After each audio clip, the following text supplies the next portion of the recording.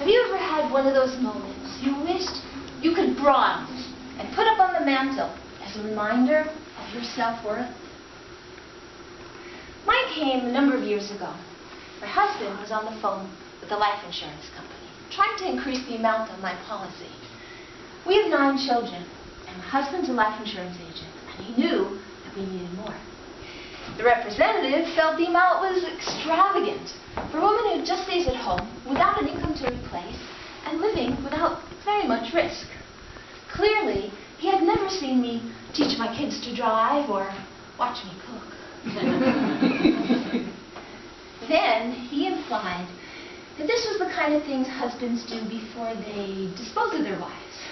That's when my husband let him have it. Bill Gates couldn't afford to replace what my wife does for this family. I still live off of those words. When the woman ringing up my back-to-school order said, "Wow, I thought only people in third world countries had that many children," it didn't bother me. And when the exterminator followed me through my busy house and asked, "What time do they all go home?" Didn't bother me. In the end, the new amount was approved, but I always wondered what it would cost to replace a woman who just stays at home. Fellow Toastmasters, contest chair, honored guests, let's find out. We'll begin with food. My old neighbor is a caterer.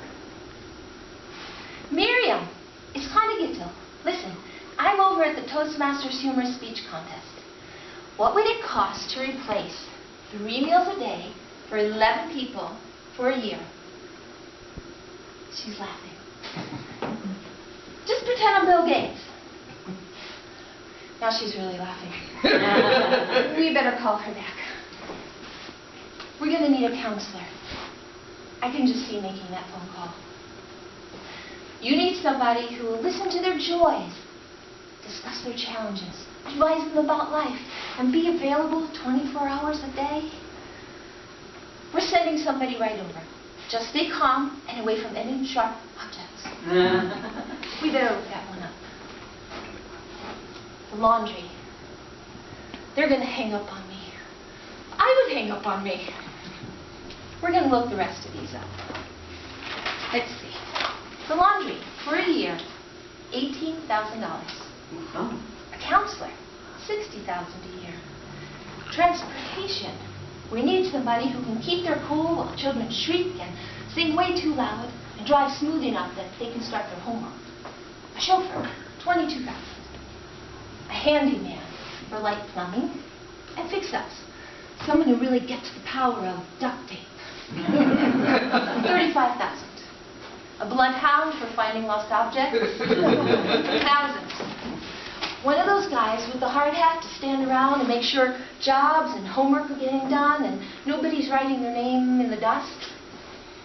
$58,000. We'll need a carpenter. When I'm pregnant, I build furniture. It's a reaction to the extra iron in the prenatal vitamins. That would be $40,000. We'll need an advocate. Someone to hover around while they're in the emergency room or the doctor's office, to make sure everyone's watching their hands and to ask too many questions. My dentist once yelled, "Ask your mother what that's for. She must have the equivalent of a 2-year dental degree at this point." Conflict with management. We need someone with the wisdom of Solomon to decide who's right, who's wrong, whose turn it is, and what to make for dinner. I wonder what Henry Kissinger is up to. $515,000. A few years ago, I went for job placement testing.